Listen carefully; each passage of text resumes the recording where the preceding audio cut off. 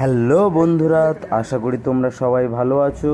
তো আমাদের কিছু স্বপ্ন পূরণ হলো আজ, তাই একটা ছোট্ট ব্লগ বানালাম, তোমাদের সাথে শেয়ার করলাম।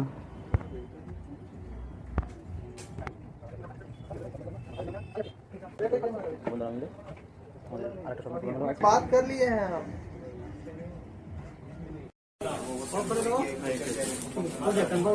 दोनों निकल गए।